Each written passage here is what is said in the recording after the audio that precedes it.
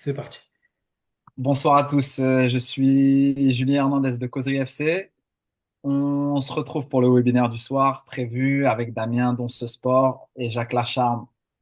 L'analyse vidéo du Servette Genève.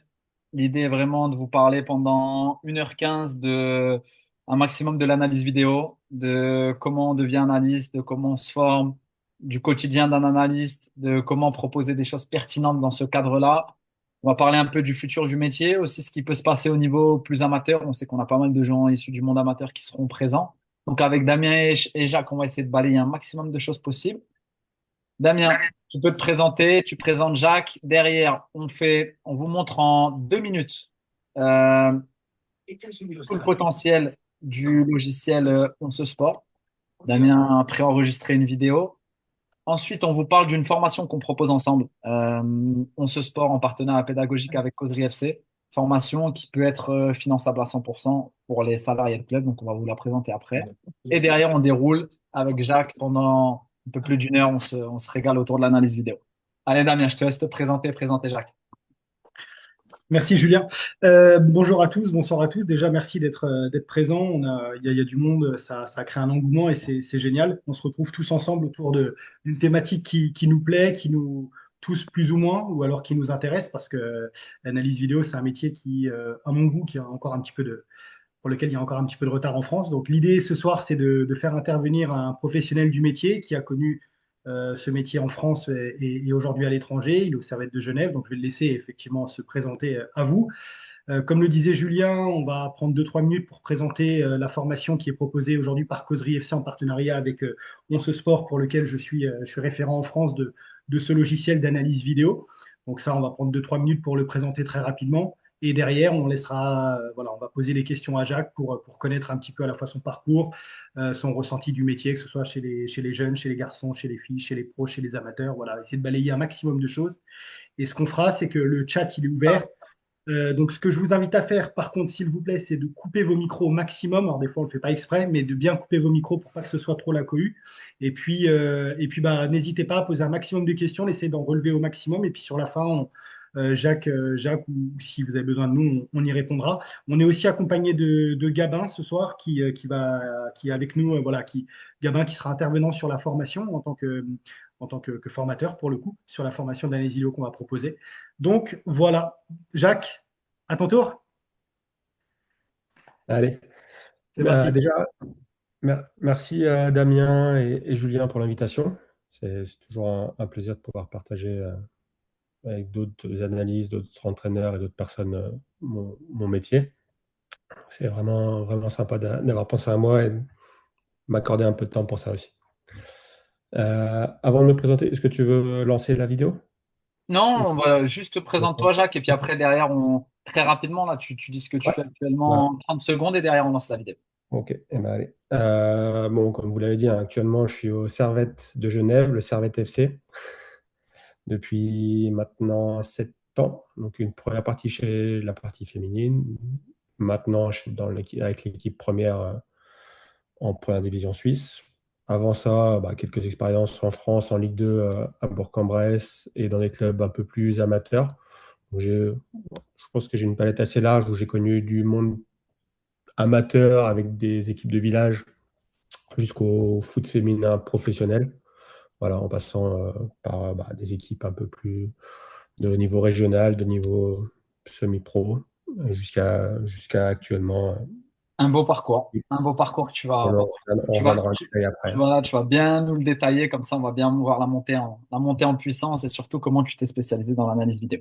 Ce qu'on vous propose là avec Damien, je partage la vidéo qui nous permet d'avoir un œil sur ce que proposons sport. Damien, je la lance, je te propose de donner quelques détails dessus. Elle est en accéléré, vous voyez, elle dure qu'1 minute 21. L'idée, c'est vraiment de ne pas vous prendre du temps. C'est de vous expliquer ce qu'est en sport. Et voilà. Damien, je te laisse la parole. Voilà, la vidéo est lancée. Ouais, merci Julien. Donc ouais, effectivement, on ne vous embête pas trop longtemps, mais l'idée c'est aussi de parler de la formation qu'on met en place avec Causerie FC et de l'outil qui est offert dans cette formation, qui est offert par Causerie FC, donc qui vous est offert à l'année. C'est un logiciel voilà, d'analyse vidéo que certains doivent connaître aujourd'hui, qui fait son petit chemin son petit chemin en France. Julien, t'as mis pause? Ouais, c'est bon, voilà. Ça y est, je Ouais, le lance. vas-y, tu peux la faire dérouler. Donc, bon, l'idée de ce logiciel, on est en France nous, depuis un petit peu plus de 2 ans maintenant, même si le logiciel était déjà connu un petit peu auparavant. Mais voilà, on a décidé de le mettre en place, de le déployer, pardon, dans le monde amateur. Ça a bien pris rapidement. Aujourd'hui, on propose un outil qui est très intuitif, qui est facile d'accès, qui est plutôt bon marché et qui permet quand même de faire pas mal de choses, voilà, avec une palette qui est très intéressante, notamment sur la partie dessin, la partie habillage qui est globalement notre force. Donc voilà, c'était pour faire un petit récap de ça. Aujourd'hui, ce logiciel, il est proposé dans le cadre de la formation proposée par Causerie FC. Donc vous voyez un petit peu tout ce qu'on peut faire, tout ce qu'on peut faire avec. Donc là, hop, donc ce que je vous expliquais tout à l'heure, toute la partie dessin. Alors là, c'est un peu saccadé parce que le partage de la vidéo, on est beaucoup en plus, hein, plus d'une quarantaine, c'est cool. Donc voilà un petit peu toutes les différentes options. Bon, après, si vous avez besoin d'infos là-dessus, on y reviendra prochainement, il n'y a pas de souci. Tac. En, en résumé, un des logiciels qui commence à devenir de référence en France. Et voilà. Damien a parlé d'une formation. Je vous la présente tout de suite. Les 2 dernières minutes d'autopromotion avant de basculer avec Jacques. Cette formation, c'est simple. Causerie FC, on a un organisme de formation à destination des salariés de clubs. On propose une formation d'initiation à l'analyse vidéo. 53 heures de formation au total qui se découpe ainsi. On a 10 heures de prise en main du logiciel avec Damien. 10 heures de module e-learning qui permettent d'aller vraiment très loin dans l'outil 11 qui est aujourd'hui qui devient de plus en plus précis. Et derrière, on a 33 heures de masterclass en live où là, on a 10 intervenants qui parlent à chaque fois d'un sujet très précis avec Damien et on va très loin donc dans l'analyse individuelle, collective, coup de pied arrêté, enfin voilà, tout un détail de masterclass qui nous permet vraiment de balayer pas mal d'aspects du de ce qu'est l'analyse vidéo aujourd'hui. Le format est simple, 100% distanciel. Toutes les visios sont en direct, donc on peut échanger avec l'intervenant, mais elles sont également accessibles en replay, un peu à l'image de ce qu'on fait ce soir. Le tarif, 1 696 € par apprenant, c'est complètement éligible à l'OPCO, donc si vous êtes salarié de club, en général, ça ne pose pas de problème et on a toute une équipe qui est spécialisée dans le sujet pour que ça se passe très bien. Les objectifs sont simples, on va terminer sur ça. Acquérir les fondamentaux de l'analyse vidéo moderne, observation, lecture tactique, communication. Structurer vos analyses individuelles, collectives et adverses avec une méthodologie exploitable. Et renforcer votre impact auprès du groupe et du staff grâce à des supports vidéo clairs et actionnables. Voilà, vraiment l'idée c'est d'avoir un premier aspect, une première maîtrise de l'outil, une capacité à être capable de réaliser des montages vidéo quand on est entraîneur.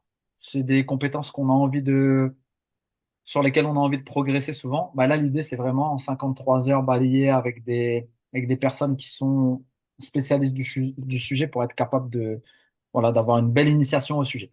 Je vais vous mettre dans le chat un lien qui vous permet de prendre rendez-vous pour ceux qui sont salariés de club. Rendez-vous téléphonique en 15 minutes. Vous aurez tout le détail de la formation. On vous dit si c'est possible, comment ça marche pour gérer une demande de prise en charge. Donc, on vous met des créneaux, il y en a disponible demain. Ça peut être avec Damien, ça peut être avec moi, mais voilà. L'idée, c'est que vous savez qu'on est à disposition. Et maintenant, on va passer sur la partie pour laquelle vous êtes là. Jacques, allez, t'es prêt? Ça y est, on est, C'est bon. on est dans Ouais. le fauteuil. Écoute, tu en as parlé rapidement tout à l'heure. Est-ce que tu peux nous retracer rapidement ton parcours? Comment tu es devenu analyste vidéo professionnel? Aujourd'hui, tu nous as dit que ça fait 7 ans que tu es au Servette FC. J'ai vu ton petit sourire. Les Français, on aime bien dire Servette Genève, mais en fait, c'est Oui. plutôt c'est plutôt le Servette FC. Donc voilà, un peu, voilà, retrace-nous en 4-5 minutes, hein. Voilà, tu peux prendre un peu de temps pour retracer un peu ton parcours. Ouais, pas de souci. Oui, en effet, on aime bien Servette Genève en France, Servette FC. Alors, pour retracer un peu le parcours, en fait, je pense comme beaucoup d'entre vous, j'ai commencé de coacher assez jeune au foot. Donc j'ai mon père qui était entraîneur, ma sœur qui était joueuse et entraîneur également, ma petite sœur l'est encore. Donc voilà, une famille de footeux, Ah, c'est classique. assez classique, plutôt dans le village au départ. Donc, j'ai commencé de coacher, j'avais 15 ans, donc à l'époque c'était débutant, poussin. Après, il y a eu les modifications de redénomination en France, etc. J'ai pu, après, passer dans un club un peu plus structuré, où là, j'ai commencé à côtoyer deux, trois entraîneurs qui étaient vraiment formés et bien en place. Donc, pour le citer que lui, c'est Pierre Chavrondier, qui est maintenant à l'OL depuis plus de 10 ans, avec l'équipe réserve. Donc, c'est avec lui que j'ai beaucoup appris, que ce soit sur le coaching, mais j'y reviendrai aussi après sur l'espace vidéo. Donc ça, c'est la toute première partie, on va dire, de mon histoire. Après ça, lycée, je pars en fac de sport, donc licence en éducateur sportif, où je continue les stages dans les différents clubs.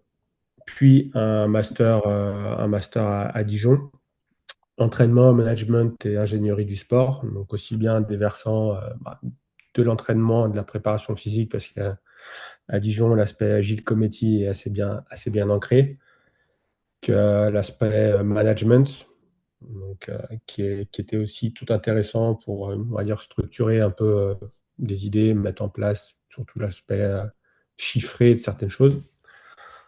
Avec ce master-là, j'ai, pour mon master, fait un premier mémoire, donc, qui était là à Bourg-en-Bresse. Donc, c'est mes premières années, on va dire, dans le monde professionnel, où Bourg-en-Bresse, à l'époque, le FBVP 01 était en Ligue 2, donc avec Hervé Della Maggiore. Donc j'ai pu bénéficier de ces 3 années sur un rôle un peu mixte. Donc au début stagiaire, parce que je faisais mon mémoire sur l'étude des buts de Ligue 2, mais aussi sur des tâches un peu de team manager, d'intendance. Donc c'était vraiment un profil mixte qui m'a suivi aussi après. Donc il y a eu un entre-deux avec la fin de Bourg en Ligue 2, licenciement économique. Donc, c'est des choses qui sont jamais agréables sur le moment, mais au final, qui m'ont plutôt bien bénéficié. J'ai pu, pendant ce licenciement économique, me reformer, bénéficier pour pouvoir passer le BMF assez tranquillement. Le BMF, faire des formations sur de l'anglais, des petites choses comme ça en plus, qui m'ont été bénéfiques plus tard, avant de signer pendant la période Covid, une période pour le foot amateur un peu compliquée, je sais, où j'ai pu signer en Suisse au Servette Chenois féminin, donc l'équipe féminine du Servette, qui à l'époque commençait ses premiers matchs en Europe, en Ligue des Champions. Donc la première année, on a fait un 16e, la deuxième année, on est rentré en phase de poule, etc. Donc c'est comme ça que je suis arrivé en Suisse, par l'intermédiaire du Servette Chenois féminin, où là aussi j'avais un rôle mixte. Je ne sais même pas si mixte est le bon terme, parce que j'étais à la fois team manager, à la fois analyse vidéo, pratiquement adjoint, parce que j'étais sur... Un homme à tout faire. Ouais, j'étais couteau suisse. Voilà, j'avais un rôle team manager, d'analyse vidéo, d'entraîneur adjoint, aussi bien des fois d'intendant. Voilà. Mais c'est des choses qui me servent aussi on va dire, dans le travail d'analyste, d'être un peu, des fois, un peu cadré, de penser un peu plus loin que le match qui arrive. On pourra venir aussi. Et après, j'ai fait la bascule avec l'équipe première à partir du moment où il y a un nouveau coach qui est arrivé, et il y avait une volonté, pas une volonté, une personne qui était en place, mais qui voulait changer aussi. Et là, j'ai fait la bascule. Je suis passé du monde féminin au monde masculin. Et là, je viens de finir ma 3e saison avec l'équipe première ici. Et on est reparti dès la semaine prochaine pour une nouvelle. Ok, ça va vite, hein. Tu, Dans ce parcours-là, à quel moment tu as compris que l'analyse vidéo, ça pouvait devenir ton métier? Tu vois, tu nous as dit que tu es parti du monde Ouais, amateur, etc., que tu t'es spécialisé, team manager. À quel moment tu as compris que, ouais, Ah, l'analyse vidéo, allez, je vais me spécialiser dedans, ça peut être ça mon métier. Ouais. Alors, pour être totalement transparent, quand je rentre en licence, en fac de sport, Ouais. au début, j'ai plus dans mes idées d'être entraîneur ou préparateur physique. Ouais. Et en fait, au fur et à mesure des années, donc Ça reste, première, ça reste déjà un métier, on va dire, assez jeune, analyste. En tout cas, tu sais, euh, je pense que dans le monde du foot, c'est un des métiers qui est les plus récents. Tu vois, ouais. il y a 10 ans, il y avait beaucoup moins d'analyse vidéo. Il y a 20 ans, il y en avait très peu. Il y a 30 ans, il n'y en avait pas. Donc, alors qu'il y avait déjà des prépas athlétiques, il y avait déjà des kinés, il y avait déjà des entraîneurs adjoints. Tu vois, voilà, ça peut aussi expliquer pourquoi à l'époque, tu ne vois peut-être pas analyse vidéo. Non, en effet, c'est un métier qui est à l'époque, je pense, même moi, dans mon vécu de joueur et d'entraîneur, c'est un truc finalement qu'on connaissait pas et qu'on voyait très peu. Donc, à moins de connaître, d'être vraiment très spécialisé dans certains postes, c'est ouais, une chose qui était très peu connue. Même moi, en 2000, du coup, la première formation que je fais, c'est en 2012. Donc, en 2012, je me Pas mal. forme directement, ouais, donc ça fait 14 ans. Donc, que je me forme.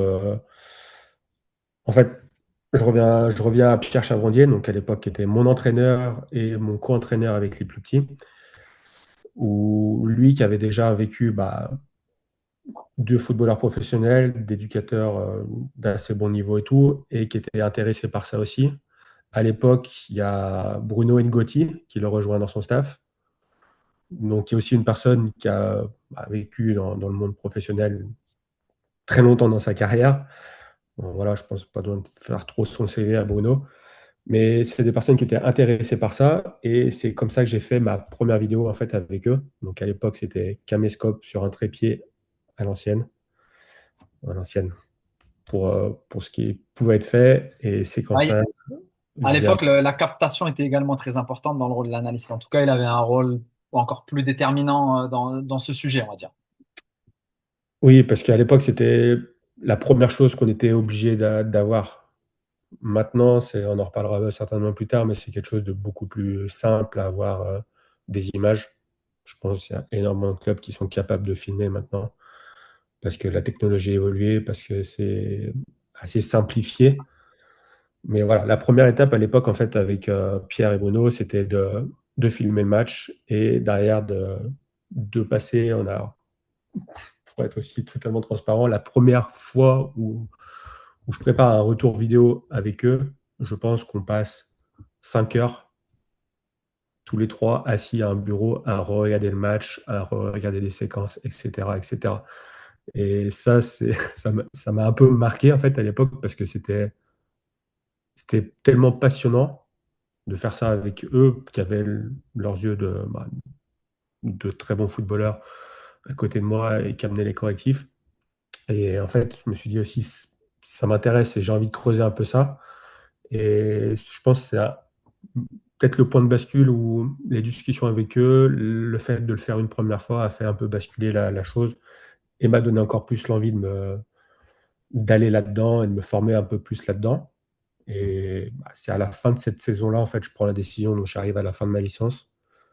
Je cherche plutôt un master qui aura de la vidéo, où il y aura de la vidéo à l'intérieur. Donc le master à Dijon, on proposait, avec des choses à Donc toi, la l'intérieur. formation, parce que c'était ma question suivante, c'est comment tu t'es formé à ce métier? Donc toi, tu as un cursus un peu classique, licence, etc. Et à l'analyse vidéo, c'est quoi les formations que tu as fait? La première formation que je fais, c'est je me paye la formation, donc à l'époque ça s'appelait Sporttech, Ouais. qui est, donc je pense que tu connais, qui a été Sporttech, qui était la boîte qui diffusait le logiciel SportsCode, qui est Ouais. maintenant, qui a été racheté par Hudl, etc., etc. Donc c'est la première formation que j'ai faite. Je me suis payé ça.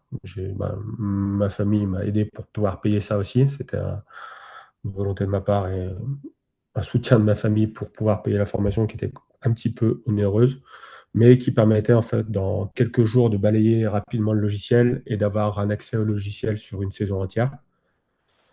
Ou sur la saison qui a suivi, donc j'ai pu en profiter pour pouvoir faire mon premier mémoire avec les 19 nationaux de Dijon, de la SPTT Dijon, où là, j'ai vraiment pu pousser la chose un peu plus loin, où je filmais les matchs à domicile. J'avais voilà, quelques recherches aussi scientifiques un peu à faire pour étayer un peu le mémoire. Et voilà, c'était la première formation vraiment que j'ai fait dans l'analyse Et vidéo. ensuite, comment tu... C'est un métier où on est aussi souvent un peu autodidacte, ou en tout cas on passe des formations fédérales, où il n'y a pas énormément, il n'y a pas encore, en tout cas en France, il n'y a pas de cursus d'analyse vidéo en dehors de formations régionales. Il y en a quelques-unes maintenant, la FFF en propose dans certaines ligues. En revanche, il n'y a pas de, tu vois, entraîneur, il y a le cursus BMF, BMFD, BMF, BEF, DES, BEFF ou BEPF.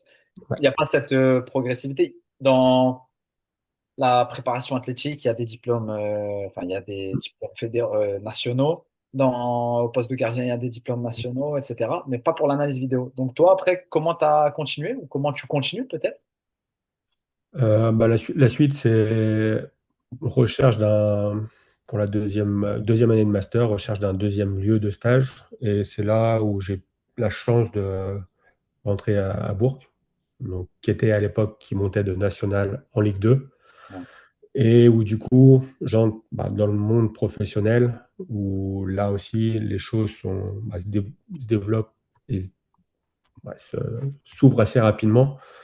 Parce que les moyens sont différents que du monde amateur, c'est clair. La simplicité de recevoir les vidéos. Alors à l'époque, pas forcément des vidéos grand angle en Ligue 2. Donc c'était déjà d'avoir des vidéos avec des vues tacticales en Ligue 2, c'était pas possible à l'époque. Maintenant ça l'est depuis un petit moment, mais d'avoir ça, d'avoir des logiciels. Parce que tu vois, ça a été ça, JDS m'a envoyé, il m'a dit, ouais, il y a N'oubliez 5 jours, pas, n'oubliez pas que vos tu nous as mis micros. taille de l'algorithme, en fait, Le c'est fait pour de le dire. faire, Damien, c'est. Ouais, ça aide. C'est la quantité d'informations. C'est pas la télé. Alors, attendez, je vais le Ah couper. oui, vous posez des tests sur la télécommande. Je vais le couper. Saïd, Saïd, Ok, Saïd. ah ouais, la température, c'est de Je le galérer. trouve pas, je le trouve pas dans. Ah, il est là. C'est bon. C'est bon. Saïd, excuse-moi. Hop, On en a retrouvé ça. c'est bon. Allez, Désolé. Non, ouais, du coup, au FBBP 01, voilà, d'avoir les logiciels, le matériel pour pouvoir bosser, ça m'a fait passer un cap rapidement. Mais ça fait passer un cap, mais ça met aussi un coup derrière la tête parce que bah, quand on passe on va dire, d'un niveau, alors, au PTT Dijon, donc il y avait les poules sont de 12 équipes ou de 14 équipes à l'époque, je me souviens plus. Ça te fait 25, allez, 25-30 matchs maximum dans la saison où tu arrives en Ligue 2 et où tu commences à arriver déjà à 38 matchs de championnat, plus la coupe, plus les amicaux, plus les stages, les déplacements, etc. Voilà. C'est là où tu bascules un peu dans un autre monde, entre guillemets. ouais. Donc, on va Et dire que la formation, elle est continue, elle est. Enfin, au quotidien, tu fais que ça, tu fais que ça, tu fais que ça, et c'est. ouais, mais c'est ça aussi qui est très formateur en fait, parce que un peu comme les joueurs, c'est un peu mon idée là-dessus, c'est un peu comme les joueurs. Les joueurs se forment énormément par les entraînements, mais je pense qu'il y a au final, il n'y a rien qui peut remplacer les matchs et l'expérience du match. Et je pense qu'on pourrait faire le parallèle un peu sur le métier d'analyste, où en fait, de vivre le rythme d'un analyste, de se confronter au match, aux problèmes techniques, technologiques, de communication avec les staffs, etc. En fait, c'est ce qu'il y a de plus formateur, Ok. je pense. Plutôt, alors, l'aspect technique et de la maîtrise du logiciel est primordial au départ.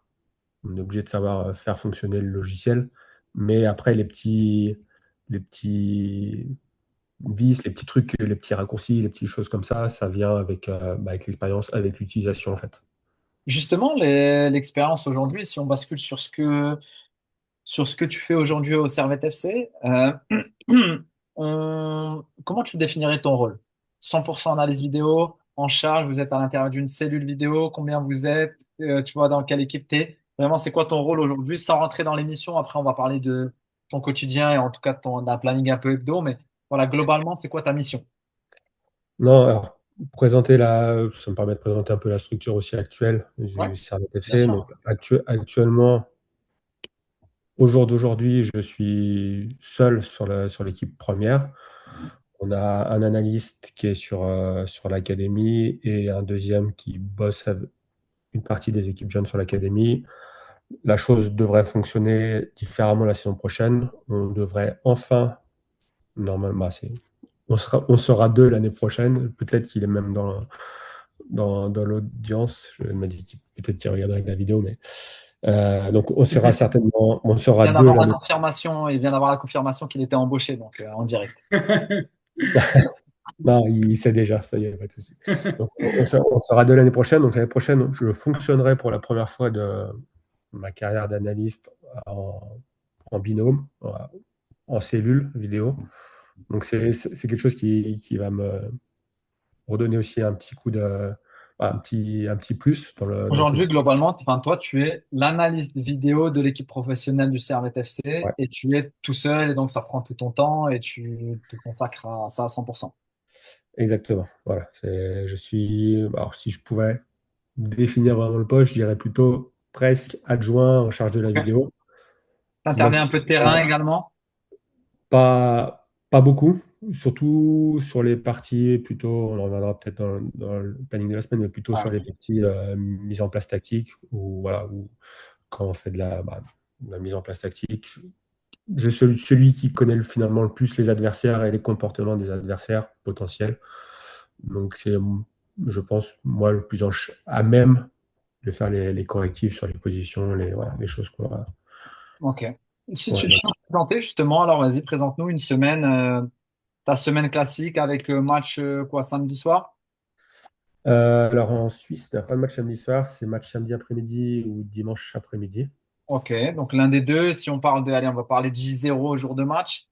Il se passe quoi le jour de match déjà? Allez, on met le jour de match à la fin. Repos lendemain de match, Alors, mais pour toi, non? alors pour les joueurs, Ouais, pour une bonne partie du staff, oui, c'est repos. Alors, pas systématiquement. On a alterné un peu des fois des entraînements le lendemain pour. Et mon avis perso est très, très bien là-dessus. Bah, il est très bien. Et c'est mon avis perso là-dessus. Et c'est pas mal aussi d'avoir un entraînement le lendemain de match pour faire le deuil ou purger le match qu'on vient de faire et pouvoir rattaquer en fait le lendemain ou sur le lendemain avec quelque chose de neuf et en lien avec le prochain match. Donc on a fait différentes choses. Il y a eu des fois où on s'entraînait le lendemain de match parce que mauvais résultat, des fois parce que bon résultat. C'est dépendant un peu des fois du coach aussi à des moments ça, donnés. c'est voilà, c'est de la gestion de groupe et c'est pas forcément tout le temps c'est pas que de l'athlétique, c'est pas que voilà, du ressenti de Non, ouais. coach.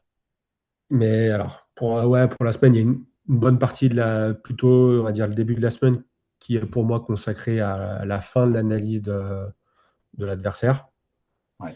À savoir que la semaine de l'analyste n'est pas la même que la semaine d'un coach ou d'un joueur. C'est pas de match à match. On est obligé en fait d'être en décalé pour anticiper. C'est un peu ce que je disais au Toi, début. quand le jour de match arrive, tu es déjà sur un autre match.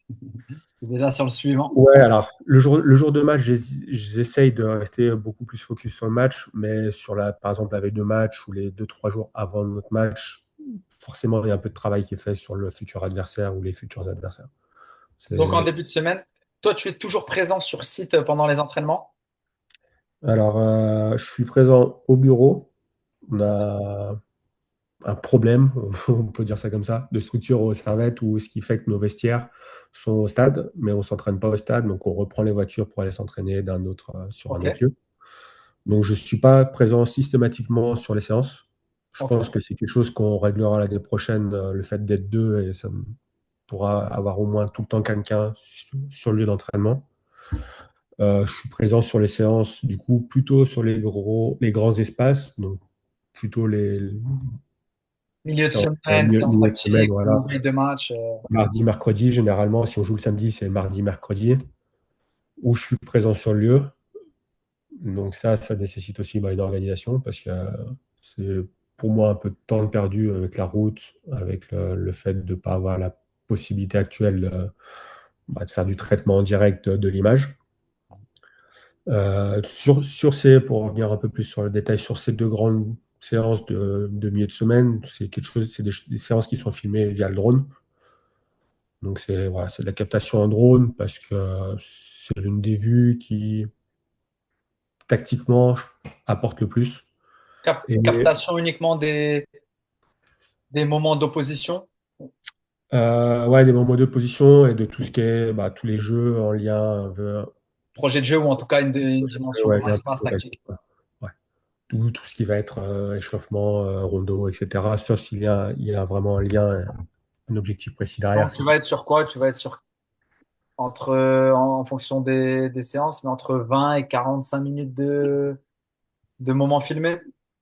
Ouais, grosso modo, à peu près. Ok. Selon les séances, des fois un peu plus. Des fois, ouais, si ça peut être un peu plus, des fois sur 1 heure. Ok. Mais voilà, par rapport à il y a 10 ans aussi, les outils technologiques le permettent maintenant. Souvent Les des drones. montages à effectuer sur ça ou pas toujours? Alors, pas systématiquement, non. Alors, sur ces deux grosses séances de milieu de semaine, c'est plutôt utilisé aussi à base pour des retours un peu, des fois, plutôt des retours individuels sur des positionnements, des choses qu'on veut voir aussi un peu plus spécifiquement dans notre jeu ou des fois en lien avec l'adversaire. On essaye de rester un peu plus sur nous, sur la grande séance. Mais sur la fin de semaine ou justement la veille de match, où là, il y a vraiment, on va dire, allez, un quart d'heure qui est mis en place pour la mise en place, justement, un rappel des différentes choses. Là, c'est plus pour avoir des images pour utiliser par la suite sur de la théorie, donc soit en vidéo, soit en image fixe. Là, c'est ces On a une choses-là. bonne question qui est vraiment sur le moment là, c'est Marius David qui dit sur sa position terrain, est-ce qu'il y a des retours terrain par le pied d'écran ou diffusion? Non, pas en direct, pas de captation en direct. Alors, ouais, non, c'est quelque chose que je souhaite implémenter, j'espère, la saison prochaine. On a fait l'investissement pour les drones capables de nous proposer le retour, de lier ça à notre logiciel. Et alors, ça sera pas sur grand écran, parce qu'on n'a pas de grand écran là-bas, mais ça sera certainement sur ordinateur. Comme je l'ai vu, c'est le coach des États-Unis qui a fait ça pendant un cooling break à la Coupe du Monde. Et voilà, c'est quelque chose dont j'ai la volonté. Et le fait aussi d'être deux analystes la prochaine pourra aussi faciliter ça pour la Ok. saison prochaine. Donc si on reprend, Jacques, allez, si on essaie Ouais, de faire tout à vraiment fait. séquencer ta semaine, lendemain de match, tu dérushes le match? Ah, Euh, Non, alors, pas lendemain forcément. de match, euh, on Et va en dire essayant de que dire les moments de retour devant joueur, est-ce que tu as, à quel moment tu fais ton retour match précédent, à quel moment tu fais ta présentation staff du futur adversaire, à quel moment, enfin, tu vois, comment on va essayer de prendre plutôt tes interventions devant groupe ou staff. ok. Alors, On va nous permettre de on caler va tes temps parler de par exemple travail d'un parce match. qu'ils sont forcément avant. Yes, on va parler d'un match le samedi, par exemple, avec entraînement ou quelque chose le lendemain au stade avec tout le monde. Idéalement, le retour est fait le lendemain. Donc, si c'est à l'extérieur, c'est mieux pour moi, presque, parce que tu as le temps du bus pour faire le retour. C'est quelque chose que je prépare dans le bus sur le retour, quoi qu'il arrive, déjà de sortir des séquences qui, par rapport à notre projet de jeu, par rapport à les sensibilités du coach ou par rapport à ce qui s'est passé dans le match, je sais que ça va être quelque chose qui peut intéresser le coach à montrer. Donc ça, c'est une première chose qui est faite au retour de bus pour le lendemain. Présentation le lendemain, animée allez, à 99% pardon, par, par le coach. Et officiellement suisse. Ouais, à 99% par le coach. Après, sur donc, le milieu de semaine,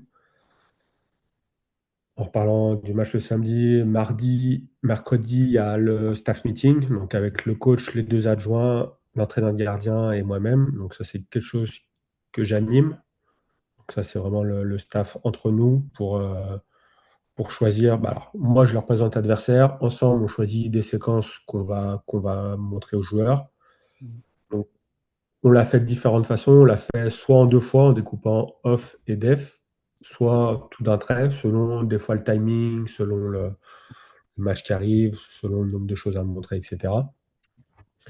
Mais donc ça, c'est milieu de semaine. Donc ça veut dire que pour moi, le mardi, faut que finalement mon organisateur, tout le travail d'analyse de l'adversaire soit fini. Donc s'il y a eu le match, s'ils ont joué le dimanche, eux, bah, tu peux être sûr que le dimanche soir ou le lundi matin, il y a un peu de travail sur l'adversaire pour compléter, parce que c'est quelque chose dans le mois qui est déjà fini en amont. Pour présenter ça donc au staff, mardi, mercredi. On intègre assez régulièrement des séquences vidéo le mercredi sur le grand jeu. On a appelé ça, nous on l'a appelé le teaser. Donc un peu un teaser sur les deux grands traits de l'adversaire, un off, un def, qu'on montre aux joueurs et qu'on intègre en fait à la présentation de la séance. Donc on montre aux joueurs une ou deux séquences de l'adversaire, le jeu qu'il y aura mis en place sur le terrain pour la séance. Et après, on repasse. Donc jeudi, généralement, on allège un peu plus. Le jeudi, c'est un peu plus propice, on va dire, à des retours individuels. Donc soit moi j'ai l'opportunité de le faire, le coach en fait. On en fait en binôme aussi avec le coach ou l'entraîneur des attaquants avec les attaquants. Les gardiens, ils se gèrent avec l'entraîneur de gardien. Voilà, c'est quelque chose qu'on n'a pas défini vraiment de façon fixe, mais qu'on essaye de maintenir sur la saison Moi, je vais poser la question qui fâche un peu. Tu te reposes quand? Je me repose quand? On dit souvent que l'analyse vidéo, c'est celui qui bosse le plus dans un staff. Euh, Bah, La semaine dernière, je crois, c'est ça? ouais. ouais, la semaine passée. Non, là, on a de la chance. On a eu 5 semaines. On a 5 semaines de vacances. La plupart des équipes en Suisse ont déjà rattaqué l'entraînement. Nous, on rattaque que la semaine prochaine. Donc, Ah, mais sérieusement, c'est un sujet important. Est-ce que tu... c'est clairement un sujet important. C'est pas toujours simple. Alors, la saison, pour moi, personnellement, parce que chacun gère de façon différente, mais pour moi, la saison passée a été plus simple à gérer. On a eu moins de matchs que les saisons passées où il y avait l'Europe. Il y a 3 ans, on fait une Ouais, saison. parce que là, on propose on a parlé beaucoup d'un microcycle classique, un match par semaine, mais quand il y a l'Europe, forcément, ça rajoute un Ouais, microcycle qui se raccourcissent. il y a 3 ans, du coup, quand on a fait la Europa League, Conference League, on a fait une saison à 58 matchs, dont une période de 9 semaines complètes à 3 matchs par semaine. Donc là, c'était une période très, très compliquée où il y avait beaucoup de choses à faire, pour être totalement transparent, où des fois on a l'impression d'être sous l'eau. Non, le fait ouais, d'être analyste, c'est clairement pas l'endroit ou pas le poste où on peut le plus facilement se reposer. On doit trouver des moments, on doit trouver des moyens. Donc, moi, j'ai mon rythme qui me convient. À peine du Vermont, avec de grosses chutes de grêle. D'autres orages arrivent aussi dans quelques minutes à venir dans les... Désolé, Attention. je m'en occupe, j'y vais. Ouais, Hop, Damien. C'est bon, tu l'as. Damien est un défenseur central au marquage individuel. ouais, ouais, hop, couper le Vas-y, son. Jacques, tu Coupez peux. le son, s'il vous plaît. Tac. Ah,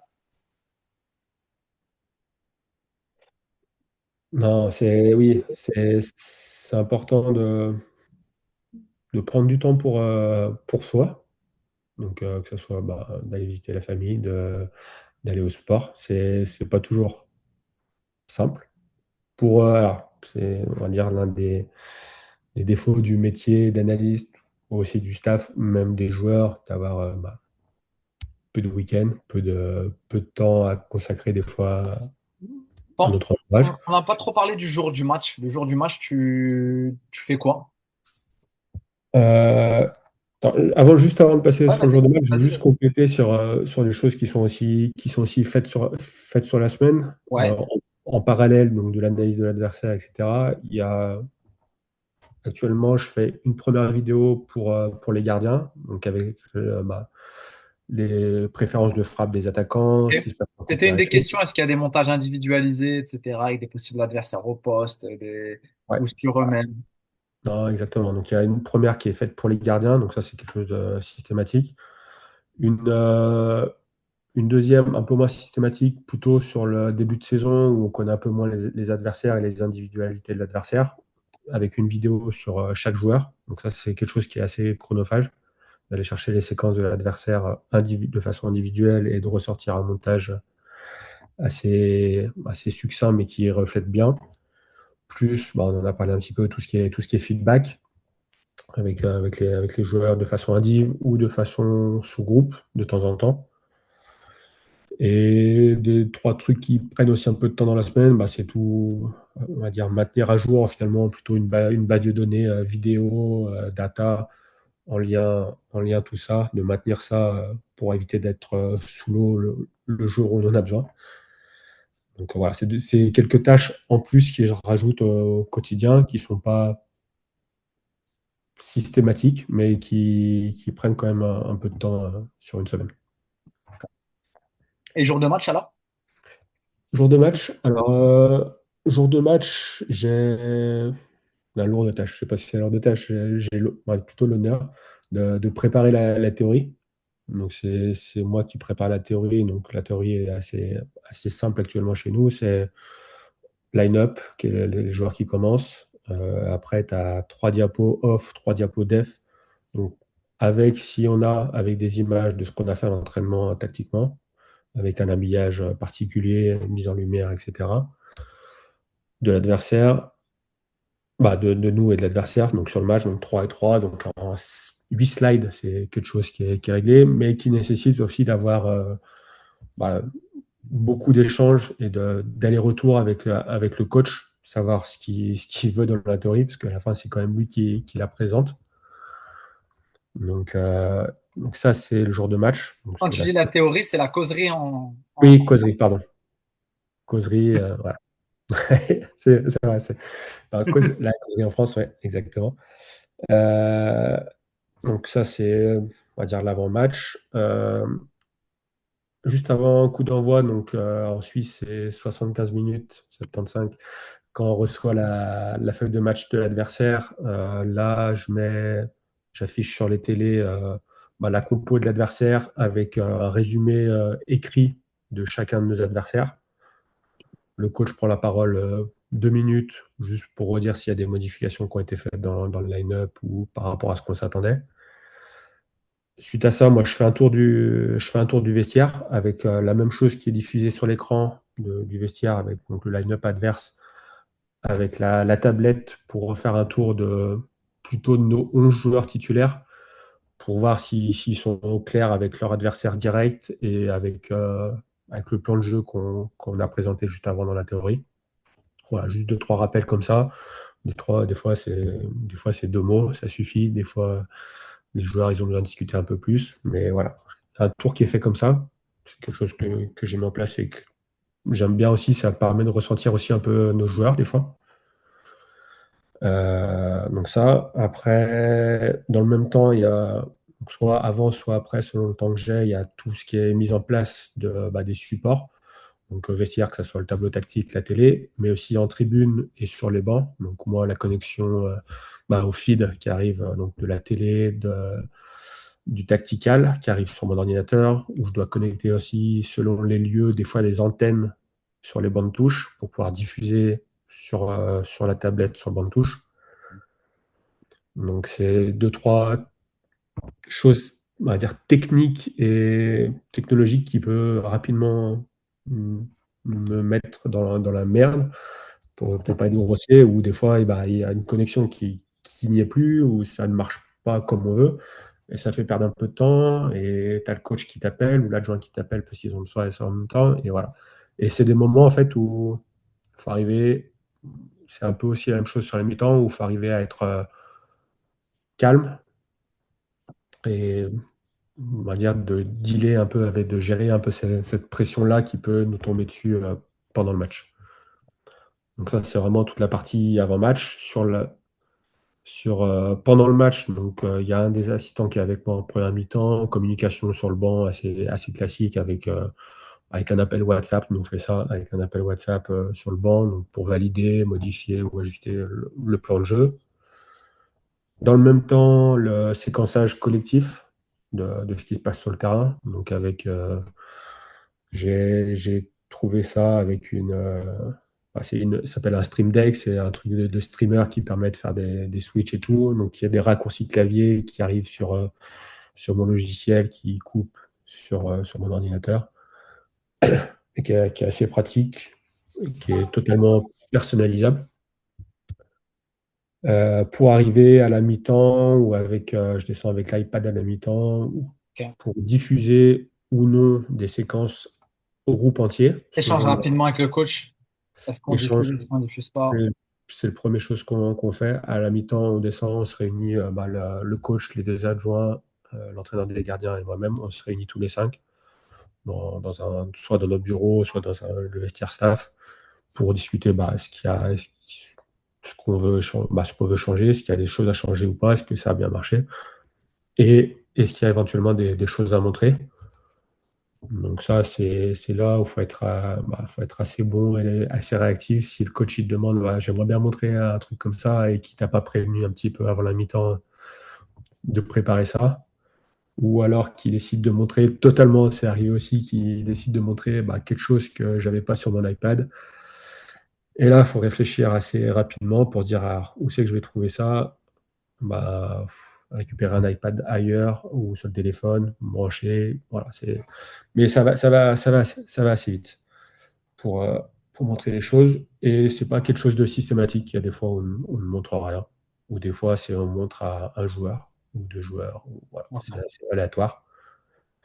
Et fin du match, c'est plutôt un ajustement des séquences. Donc des fois, c'est juste redécaler les séquences de quelques secondes d'un côté d'un autre, d'intégrer aussi avec nos fournisseurs de données, d'intégrer toutes les séquences individuelles pour pouvoir, parce qu'on a quelques joueurs qui sont friands d'avoir leur séquence assez rapidement. Ouais, Donc, c'était une question d'un des participants. Est-ce que tu fais enfin, est-ce qu'il y a beaucoup de joueurs qui regardent des montages spécifiques ou en tout cas, est-ce qu'il y a une différence entre certains joueurs qui t'en demandent beaucoup, certains qui t'en demandent pas beaucoup, certains qui, tu sais que ça sert à rien parce qu'ils vont pas les regarder, voilà. Comment tu individualises et à quel point c'est le joueur qui est à l'origine de ça? alors, c'est très aléatoire. C'est très aléatoire. On a des joueurs qui vont demander systématiquement d'avoir leur séquence, donc que ce soit les leurs ou celle de leur futur adversaire. Ils demandent à tous les matchs, ils me demandent. Ils veulent leur séquence à la fin du match. D'autres qui s'en foutent et qui, des fois, je pense, ne se regardent même pas. Ça, c'est vraiment totalement dépendant et indépendant c'est dépendant du joueur. C'est comment dire, en fait, si le joueur il n'est pas partie prenant et que nous on estime qu'il n'y a pas de choses plus que ça à leur montrer, on n'a pas d'intérêt à aller dans un truc qui va l'embêter entre guillemets. Ok. Ouais, ouais. Euh, je peux vous donner un exemple, hein. Tout simplement, on avait Enzo Crivelli qui est assez bien, plutôt connu en France. J'avais un autre exemple, mais je pense qu'il était moins connu. Mais Enzo Crivelli, qui a quand même une petite carrière, et c'est pas quelqu'un qui était demandeur là-dedans. Si vous avez une séquence à lui montrer, il venait la voir sans souci. Mais c'est pas quelque chose que lui souhaitait pousser. Et d'autres joueurs, au contraire, qui ont besoin de ça et qui ont besoin de se revoir, de voir l'adversaire. Voilà. C'est vraiment totalement dépendant. Et du coup, c'est un rôle aussi intéressant parce que ça nécessite de connaître les joueurs, d'avoir des interactions avec eux, de savoir quand on peut aller leur parler ou quand des fois ils ont besoin de rien entendre. Voilà, Et c'est ça qui est aussi vachement intéressant, c'est comme le rôle d'entraîneur, c'est au final arriver à détecter à quel moment je vais plutôt piquer, à quel moment je vais plutôt caresser, en gros, Ok. pour l'aspect individuel. Ouais, très bien. Tu as connu plusieurs entraîneurs depuis que tu es au Servette. À quel point ton rôle, t'en as connu, j'ai essayé de regarder, 3, 4? Alors j'en ai connu 3 avec la partie masculine Ouais, et voilà. 2 avec les Ouais, filles. 3 avec la partie masculine. À quel point ton rôle est évolutif en fonction de l'entraîneur? Bah, déjà, il évolue parce que chaque coach est différent. Ils n'ont pas les mêmes. Alors, nous, on a eu 3 coachs qui n'avaient pas le même âge, pas le même vécu de joueur ou de coach. On a eu un coach qui a été sélectionneur pendant 5 ans d'une sélection européenne, un autre qui a eu beaucoup de clubs, actuellement beaucoup de clubs en Ligue 1, un autre qui avait gagné aussi beaucoup de trophées, mais dans plein de pays différents. Donc chacun ont leurs différences.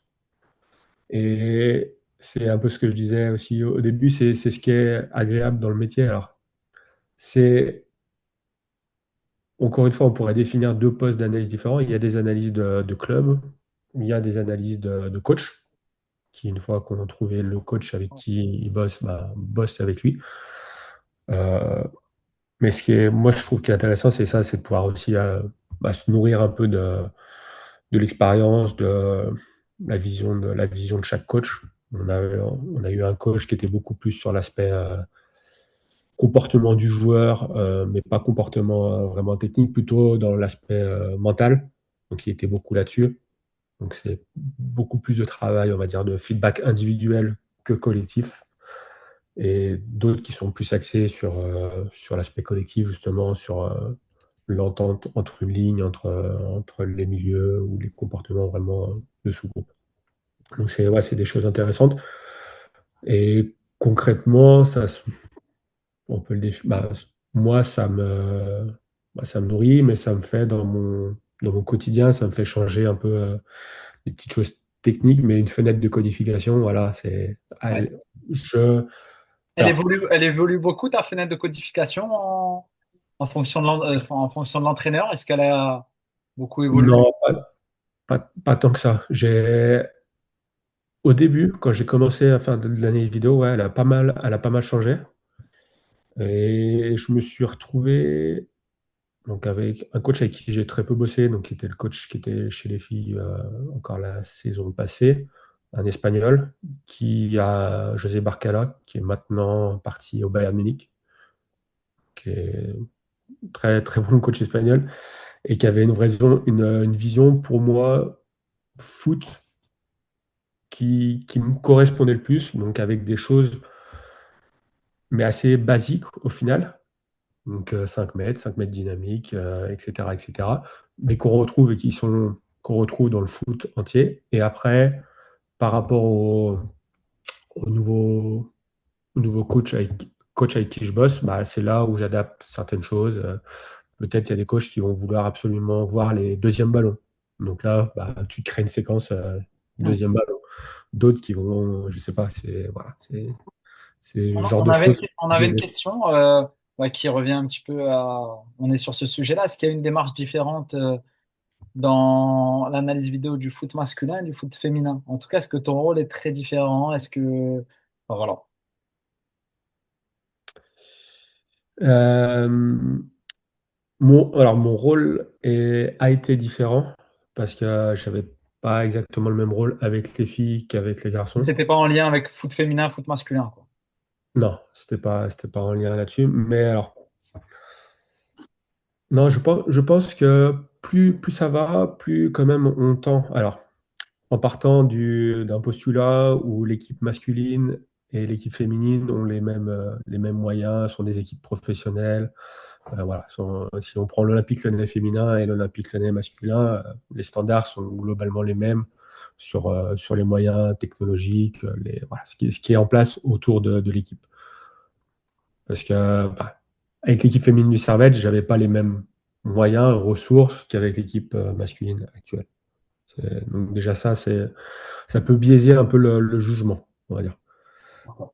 Au niveau purement d'analyse vidéo, le, la grosse le gros point que j'ai apprécié dans le foot féminin, si je veux parler de mon expérience, c'est ce que ouais, je connais le mieux finalement. Grosse chose que j'ai apprécié avec le foot féminin, c'est que j'ai vu ça un peu comme un laboratoire, où en fait j'ai pu essayer pas mal de choses. J'avais les mains totalement libres sur la vidéo, Ouais. où j'ai pu tester différentes choses, des séances vidéo collectives, participatives, des choses qu'on voit peut-être moins dans le foot masculin, des théories construites par les joueuses. Voilà, c'est des choses qui sont moins répandues bah, de ce que je connais dans le foot masculin. Sur le métier, pour moi, c'est la même chose, ça reste on va dire, du foot. Ce qui est différent, ce sera les relations après avec les joueuses. Des fois, les joueuses restent des femmes. Voilà, aiment moins se voir, sont plus susceptibles à certaines choses. Mais on a aussi l'inverse, où certains joueurs n'aiment pas se voir, ou ont été, entre guillemets, traumatisés quand ils étaient jeunes à la vidéo devant un groupe, et c'est des choses maintenant qu'ils encaissent mal. Ok. Mais non, il y a... En plus, alors, j'ai un vécu avec le foot féminin, j'ai bossé avec le foot féminin, ma sœur a joué, ma petite sœur joue, où j'ai des relations assez privilégiées, on va dire, avec le foot féminin, où j'ai pas mal de connaissances aussi, qui font que, non, pour moi, le métier d'analyste doit rester le même, en fait. Ok. Si on élargit un petit peu, selon toi, quelles sont les erreurs à ne pas faire dans ce métier? Si on parle vraiment purement technique ou en tout cas, tu sais, du rôle de l'analyse, les erreurs un peu les plus fréquentes que tu vois et vers lesquelles qu'il faut vraiment essayer d'éviter. Euh, alors, ça serait, je pense, des fois, je vois des choses. Alors, j'ai été formateur pour la Fédération suisse. J'ai fait la formation suisse d'analyse vidéo, mais j'ai été formateur, notamment de Gabin, il y a 2 ans. Euh, Il y a des choses, des fois, où quand on peut faire de l'habillage vidéo, où ça ressemble à du Star Wars, c'est des petites choses qui peuvent paraître bêtes, mais en fait qui rendent difficile des fois la lecture de la vidéo, ou des coachs qui animent la vidéo sans l'avoir vue, ou qui rajoutent énormément de commentaires, en plus d'être focus sur le correctif qu'on avait visé au départ de la vidéo. Voilà, c'est plutôt là-dedans, ou d'arriver sur du long terme à ne pas être monotone, donc que ça soit sur la durée d'une vidéo, mais aussi sur du long terme. De ne pas être trop répétitif, mais d'arriver à garder cet équilibre avec une structure aussi. Ok. Je pense, pour moi, c'est des Ouais, choses. structuré, mais que ça soit pas redondant. Voilà, c'est des choses qui sont assez compliquées d'arriver à trouver cet équilibre, justement, où finalement, bah, je peux te donner un exemple, c'est euh, nous, à domicile, théorie, alors la vidéo de la présentation de l'adversaire se fait dans une salle dédiée à ça, pour la vidéo. La théorie également, mais on m'a demandé si on pouvait faire, par exemple, la vidéo des coups de pied arrêtés, qu'on fait juste avant un repas qui se situe à un autre endroit dans le stade, si on pouvait la faire au même endroit. Moi, j'ai mis mon veto là-dessus, j'ai dit non, j'aimerais bien en fait garder cet endroit-là pour que quand ils viennent à cet endroit-là, ils sachent que c'est pour ça. Voilà, d'arriver à créer un peu des rituels. Des fois, ils ne s'en rendent pas compte, hein, les joueurs, mais pour tourner le bouton du.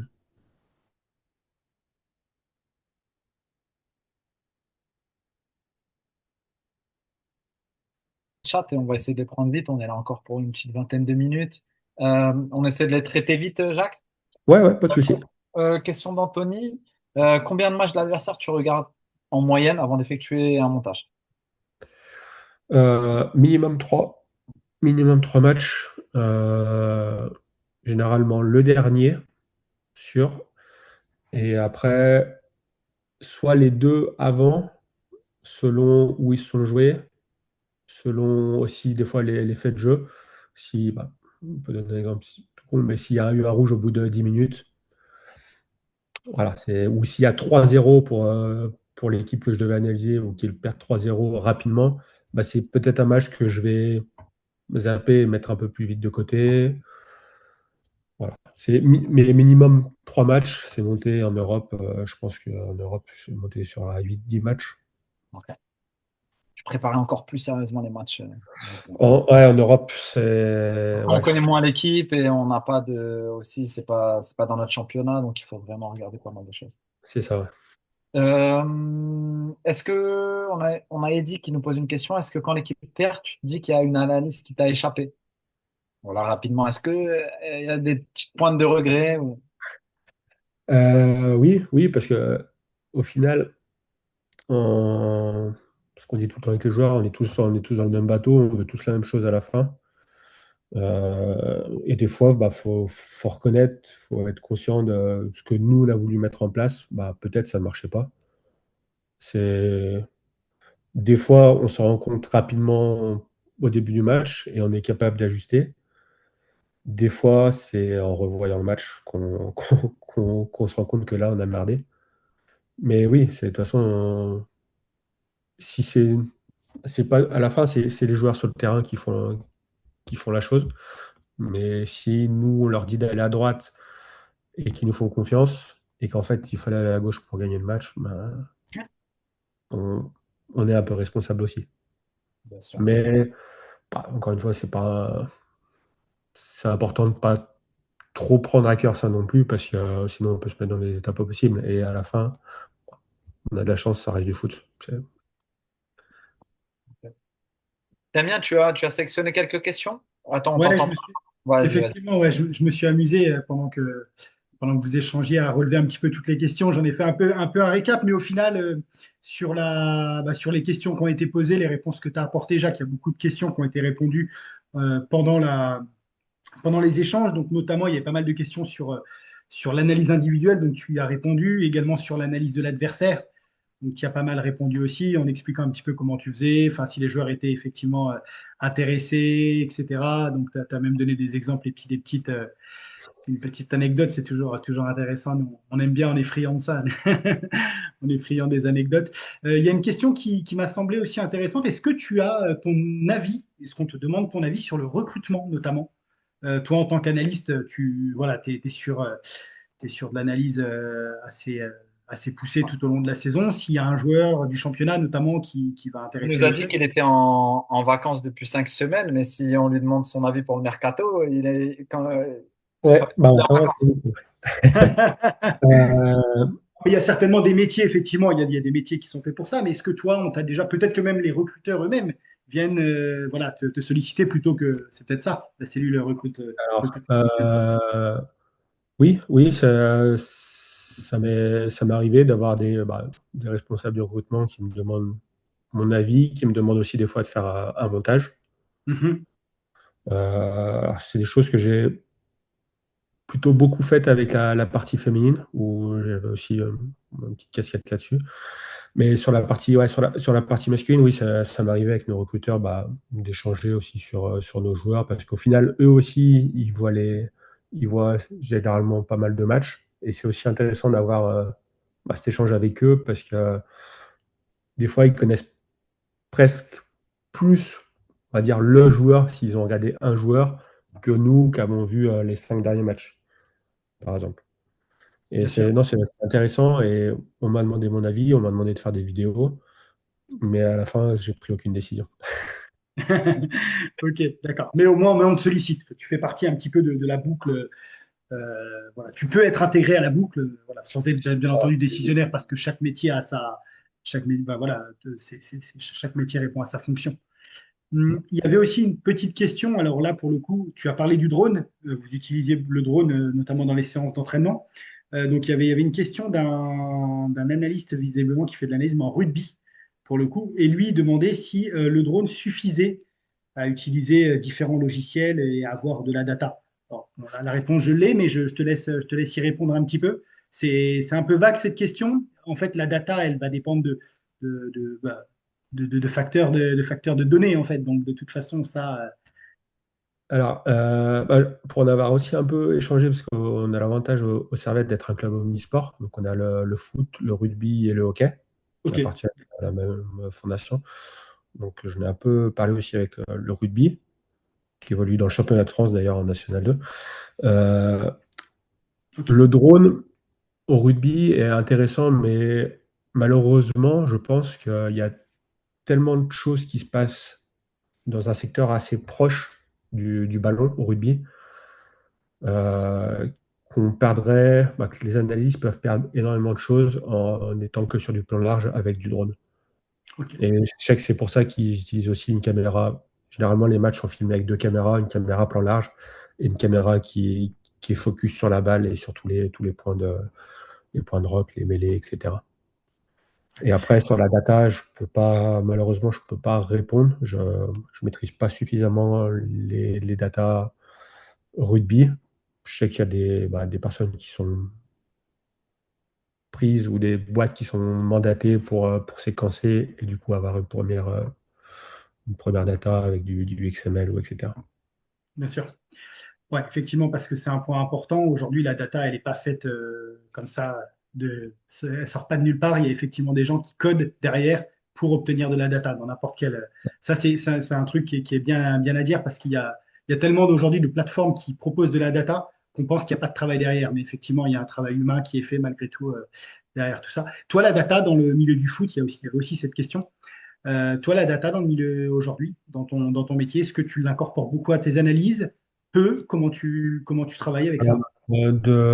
de plus en plus, de plus Plus en en plus. plus, on a l'avantage d'avoir, comme tu disais, d'avoir pas mal de data sur les championnats majeurs. Donc, on en aurait encore plus si on était en Première Ligue ou en Ligue 1, je pense.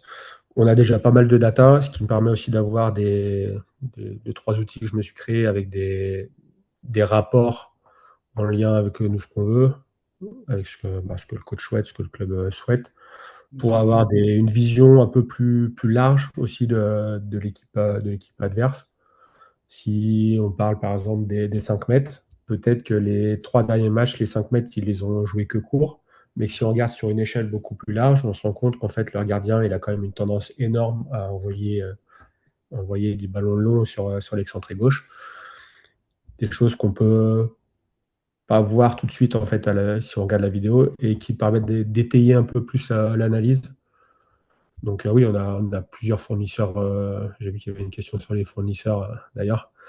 On a plusieurs fournisseurs de données. Donc il y en a qui sont fournis par la Ligue, d'autres par l'intermédiaire du club. On aura l'avantage aussi en Suisse l'année prochaine d'avoir des données de tracking, donc d'avoir les données de position de tous les joueurs à tous les instants sur le terrain, qui pourra nous apporter un peu plus de détails sur ce que j'ai dit moi, aux fournisseurs quand on a signé avec eux, c'est qu'ils vont nous apporter plus de détails sur toutes les notions d'espace et d'espace dynamique, chose qu'on n'a pas avec tous les events.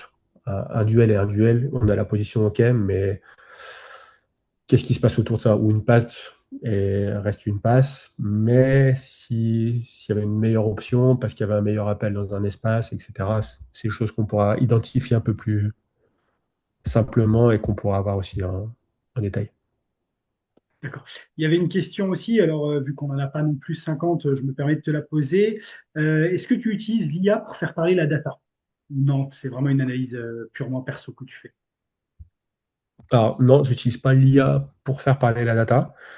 J'utilise l'IA plutôt pour à des fins d'apprentissage plutôt.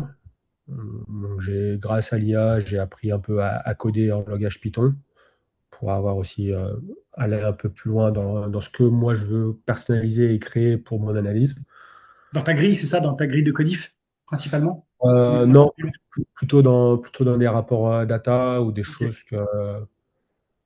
que j'arrive pas à avoir directement via les plateformes de fournisseurs. J'ai la ok, data brute et en fait j'aimerais bien avoir ça comme graphique. Oui, oui, Comme ok. là, je lui demande ce que je veux. Elle nous crée le code. Et puis, ça me permet d'utiliser ce code après avec une base de données, différentes choses. Et l'IA, pour moi, ouais, est intéressante. Et ouais, on m'a déjà posé la question aussi, est-ce que tu penses que du coup ton métier il va disparaître parce qu'il y a l'IA et J'allais tout? y venir. J'allais y venir, c'était une question qu'on avait, qu'on avait aussi préparée. J'allais y venir. Vas-y, je te laisse Mais le bah, son direct. mon avis là-dessus, je pense pas. Je pense que ça va aider certains métiers, que ça va, pour être un peu plus large que la vidéo, ça va aider certains métiers et que ça va aussi en créer de nouveaux. Et, et je pense, c'est vrai que j'en parlais l'autre jour avec un ami justement qui a son fils qui sait pas quoi faire plus tard et tout.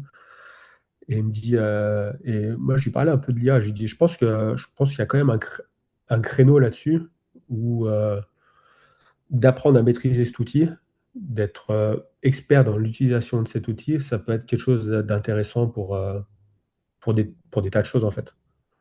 Pour l'analyse, entre autres, mais Ouais, pour des tas de métiers. d'accord. Écoute, moi j'ai fait le tour de toutes les questions. Je vais laisser aussi la parole à Gabin. Gabin, tu avais certainement des questions, peut-être des questions, mais je crois qu'il y a des questions que tu avais et qui ont déjà été posées, donc il y a déjà eu des réponses. Alors, voilà, la question que je voulais poser à Jacques, c'était comment il avait vu l'évolution entre le football féminin et le football masculin, mais il a quand même répondu. Il a quand même répondu. Je veux lui poser une deuxième question du coup. Euh, Si je suis analyste vidéo dans un club amateur, dans une structure où il n'y a quasiment pas de moyens, si on prend toutes les structures de N3, de R1, voilà, des championnats, on va dire, un peu secondaires, qu'est-ce que tu me conseillerais comment je pourrais être un bon analyste dans ces structures-là et comment toi tu verrais la chose? Bah, déjà, le premier point, c'est il faut de la matière.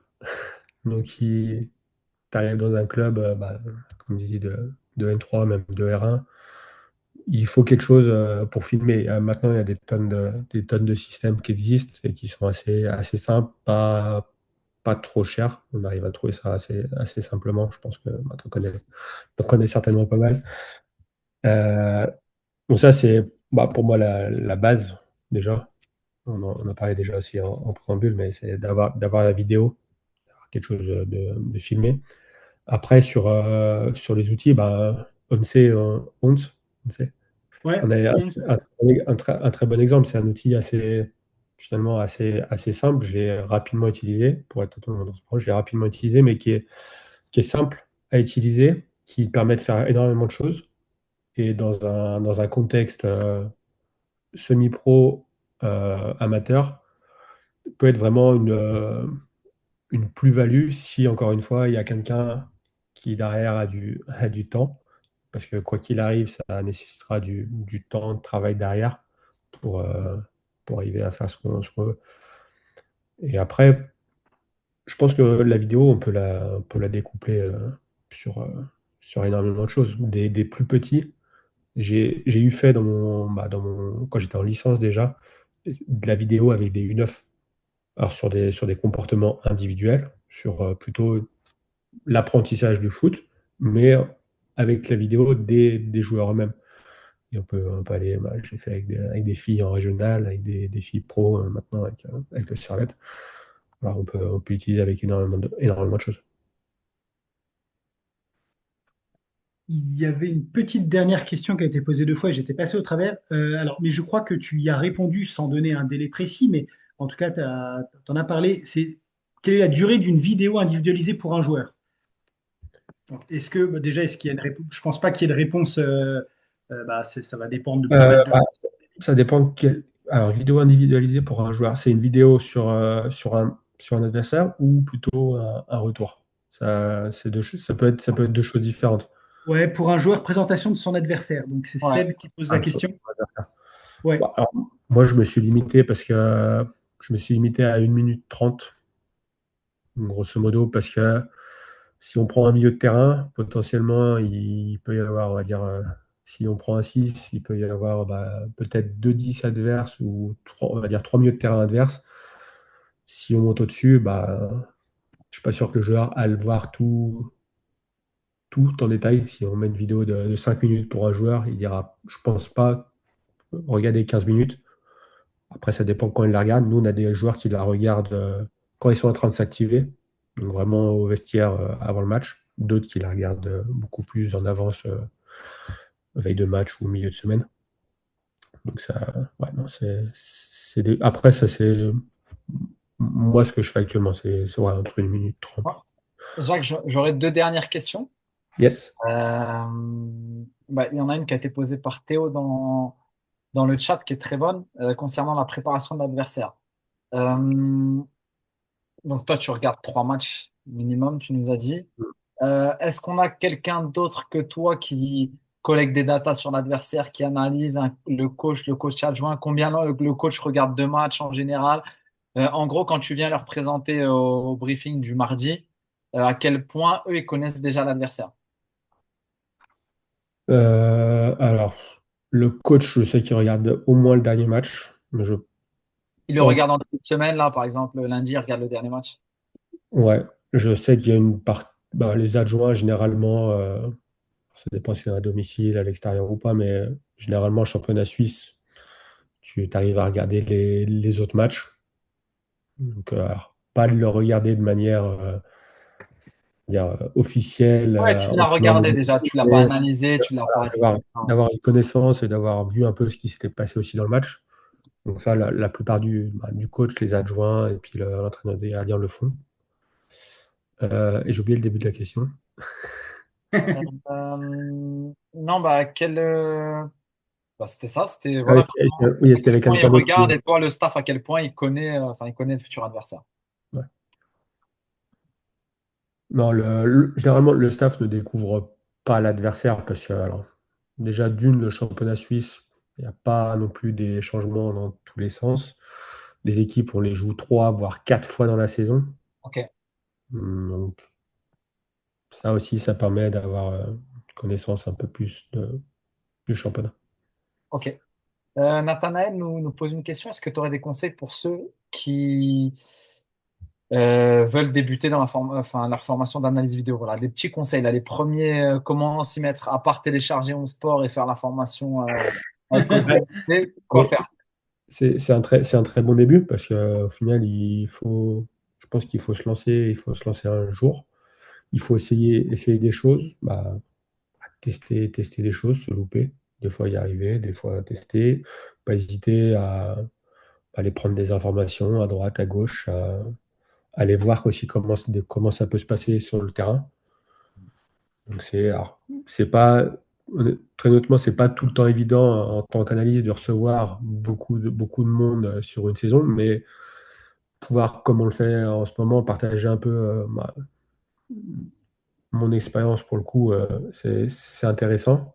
C'est quelque chose aussi que je conseille que je peux conseiller à on va dire, tous ceux qui sont plus ou moins déjà analystes ou entraîneurs, c'est des fois de se mettre un peu dans la peau d'un professeur pour, euh, pour faire le point aussi un peu sur notre façon de faire. Et j'ai trouvé ça vraiment très enrichissant en fait d'être professeur d'être enseignant pour Ouais, la SF, d'être je pense que ce soir, une fois que tu finis un webinaire comme ça, tu prends une idée d'une question ou un truc, tu te dis, ouais, tac, j'ai remis ça en cause, ou j'ai pensé à ça, ou j'ai.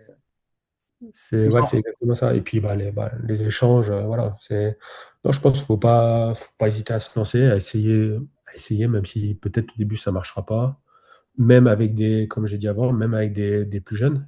En plus, généralement, les jeunes sont assez formateurs, sont assez francs. Donc si tu leur montres un truc et que ça les touche ou que ça les fait chier, ou au contraire qu'ils y trouvent du plaisir, bah, tu vas vite le voir, peut-être plus qu'avec même des adultes dans le monde pro. Et c'est ça qui peut être intéressant aussi.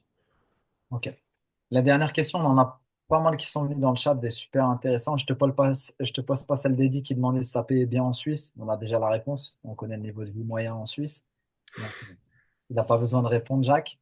Euh, non, on a une question et c'est une bonne fin et couvre aussi sur un sujet intéressant. Quels sont tes objectifs à long terme? Est-ce un métier que tu te vois faire encore de longues années? Ouais. Et où as-tu envie de devenir coach principal un jour? Très bonne ouverture, je pense. On ne pouvait pas faire mieux pour finir. Alors, commencer par la fin de la question. Coach principal à jour, je ne pense pas. Je ne pense pas. Il y a coach principal, il y a beaucoup trop de choses à gérer. Les coachs maintenant, surtout sur on va dire, du haut niveau, sont pratiquement même plus des coachs, sont beaucoup plus des managers. Et bon, actuellement, on en a un très bon qui fait beaucoup de bien. Euh, et pour moi, plus tard, est-ce que je me vois faire ça toute ma vie? Alors, je ne sais pas si je me vois faire ça toute ma vie. Comme je disais tout à l'heure, déjà, j'ai hâte de commencer cette saison avec quelqu'un à mes côtés comme analyste. Ça, je pense que c'est une première étape aussi de pouvoir bosser dans un staff vidéo à plusieurs. Je pense que c'est quelque chose qui va m'apprendre aussi beaucoup. Et j'ai hâte de commencer par ça. Et après, si je dois donner mes ambitions personnelles, j'aimerais bien jouer avec des champions masculines. La vraie Ligue des Champions, j'ai jamais joué encore. Si c'est avec le Servette, c'est encore mieux. Voilà, d'arriver, d'aller chercher le plus haut niveau possible, sans langue de bois, hein. Je pense que c'est quelque chose qui peut intéresser, bah, qui intéresse énormément de monde. Et encore une fois, le foot, je- j'ai du mal à retrouver les émotions qui sont dans le foot ailleurs ouais, que dans le foot. Une bonne victoire sur un ballon donné en profondeur dans le dos d'un latéral que tu avais ciblé parce qu'il a du mal à se replacer en Ouais, transition. C'est ça, sympa. ouais. Non, ça, c'est des points des fois qu'on voit pas et tout, mais des petites choses justement comme ça où ça marche, ça touche forcément, c'est agréable. Mais non, pas de, pas plus pour Ouais, des ambitions personnelles, je pense que c'est déjà pas mal. top, merci, merci Jacques. On a fait 1h20. On a presque, c'est important dans le rôle d'analyse d'être précis. On avait dit 1h15, on a fait 1h20. Il y avait quelques minutes d'arrêt de jeu, une pause, un cooling break un peu plus grand que d'habitude. Voilà, c'était vraiment très sympa. Merci dans le chat. N'hésitez pas, je vous ai mis le lien là pour prendre des créneaux si vous êtes salarié de club français. Même si vous ne l'êtes pas, on a aussi des formules pour les personnes qui ne sont pas salariées avec des tarifs vraiment, vraiment cool. Damien est toujours très arrangeant avec On Sport, donc on a vraiment des tarifs assez sympas pour avoir un an de logiciel offert, plus une formation quand même qui est assez complète. Donc voilà, n'hésitez pas à vous connecter. On remercie Jacques. Voilà, Damien, si tu veux dire un dernier Ouais. mot. Je veux bien juste un petit dernier mot avant que Vas-y, je laisse Jacques. la parole à Damien. Juste, voilà, bon, remercier encore une nouvelle fois Damien, Julien, Gabin pour cette mise en contact, cette opportunité aussi. C'est pas tous les jours que je fais ça, mais comme je disais avant, c'est agréable de pouvoir le faire de temps en temps. Et j'ai eu pas mal je pense, de personnes qui étaient présentes aussi ce soir qui m'ont écrit ou rajouté sur LinkedIn. Encore une fois, s'il y a des questions et tout, j'essaierai dans la mesure du possible d'y répondre, selon le temps, bien sûr, Pas de mais voilà, montage. de ne pas hésiter. Bah, merci beaucoup, Jacques. C'est vrai que pour que tout le monde le sache, Jacques, il a été tout de suite OK. C'était très simple. Il n'y a pas eu on a parlé sans langue de bois. Il n'y a pas eu de filtre du tout. Alors, on n'a peut-être pas répondu à toutes les questions et on en est désolé. S'il y a besoin, n'hésitez pas. Passez par Jacques, passez par nous. On se fera le relais quand Jacques il aura un peu de temps. Je suis sûr qu'il nous répondra avec plaisir. On vous fera passer les messages. Et puis, bah, écoutez, merci à tous d'avoir participé. C'était cool. On a été plus de 40 tout le long. On n'a pas varié, c'est-à-dire que les personnes qui étaient là au début étaient certainement là à la fin. Donc, on a réussi à garder tout le monde. Ça veut dire que c'était intéressant. Ça veut dire que les gens s'y sont retrouvés. Et voilà, c'était cool. C'était notre première fois et il y en aura certainement d'autres. Et puis, Jacques, maintenant, on va te souhaiter une bonne fin de vacances, bonne saison l'année prochaine. Je suis sûr que maintenant tout le monde va suivre, non pas le Servette de Genève, mais le Servette FC. C'est ça? Et puis voilà, si Gabin il veut tenir un petit mot, et puis bah, Julien, tu clôtures tout ça. Ouais, tout a été dit. Très content d'avoir participé à cette visio. C'était très intéressant. Et Jacques, le championnat à aller chercher cette année, hein. Je mets la pression. Bon, merci à tous. Bonne soirée. Vous pouvez basculer sur la Coupe du Monde. Il y a 0-0 pour la En plus, Suisse. c'est la Suisse qui joue, hein, les gars. Donc Oui, c'est la là, Suisse. Donc ouais. voilà. Pour Bonne soirée dernière à petite tous. chose, Ouais, vas-y, excuse-moi vas-y. Julien, je te coupe, dernière petite chose, demain, je ne sais pas trop vers quelle heure, mais dans la matinée, la visio sera disponible en replay. Il y en a beaucoup qui m'ont sollicité tout au long de la soirée en me demandant s'il y avait un replay, à la fois des personnes qui ont commencé et puis des personnes qui n'ont pas pu venir pour X ou Y raison à la dernière minute. Donc le replay sera bien entendu dispo demain sur la chaîne YouTube. Voilà, vas-y Julien, je te laisse clôturer, excuse-moi de t'avoir coupé. Allez, bah, c'est bon. Bonne soirée à tous et on se retrouve très vite. Causerie Ciao, FC. ciao tout le monde, Bon. Allez, ciao. Ça- salut.